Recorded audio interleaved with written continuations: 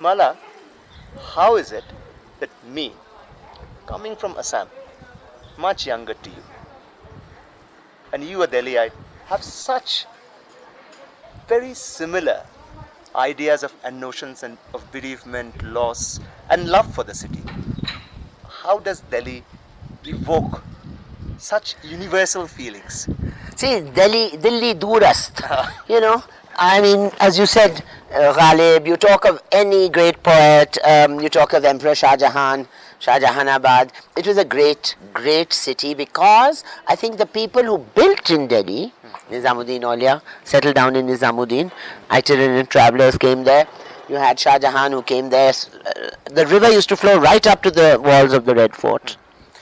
You had Shahjahanabad.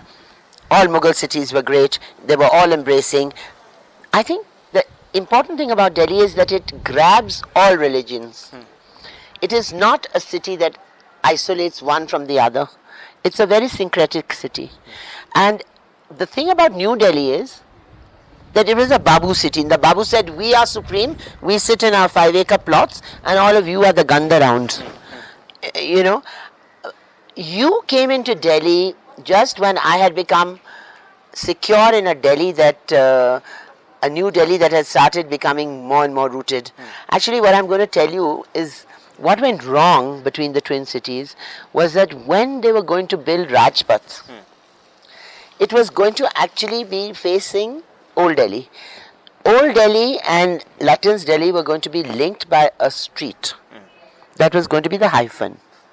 The culture would have come across.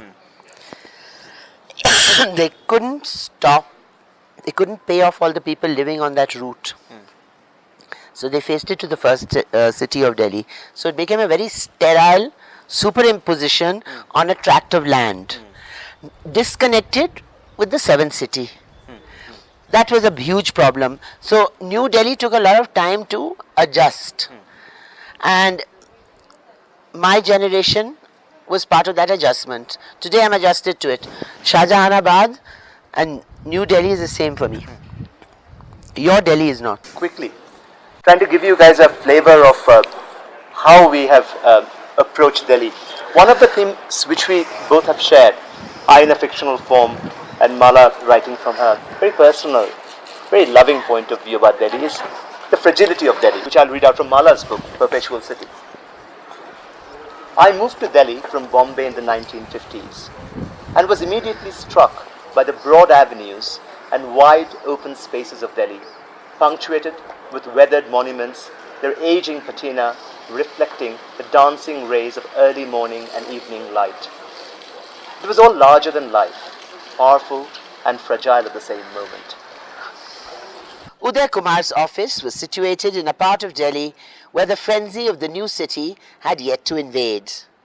The area was protected by a large green buffer, the ridge, and the aged buildings of the university slowed the onslaught of development, their oldness shaming even the most heartless bulldozer. Delhi, screwed by the harshness of geography, rediscovers culture. People rise from the mediocrity of the daily grind and smile at the gyrating kid on the road. To egg on, they pump up the volume. February allows Delhi to feel kind. Yeah, this paragraph. For me, this book actually conjures up every single image that I saw coming through that transition of a city becoming a metropolitan space. And I felt comfortable reading this book. I didn't feel alien looking at my city in a way that, you know, I was far removed from.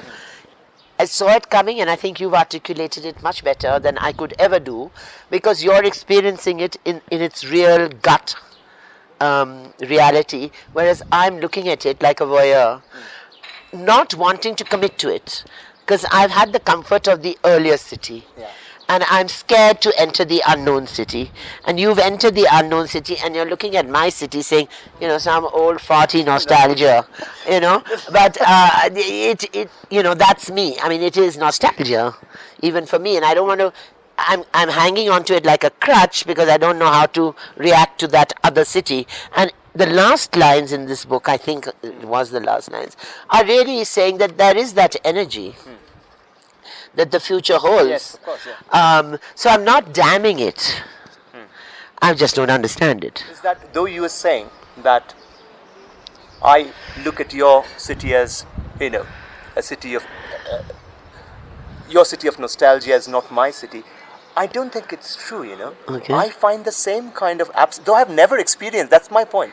Though I've never experienced your Delhi, I have a sense of it. And this is a mystery which I'm trying to, of course I've read Ghalib, of course I've read Mir, but still, I feel for a city which But I have tell never you experienced. why you experience it, why you think and you do experience it, is because the basic soul of the city still lives. Ancient city, layered city, those 7 souls are still there, those 8, 10 souls. So you are probably getting one little grab of one soul. I got 6 grabs of one type. It's an all-embracing city only because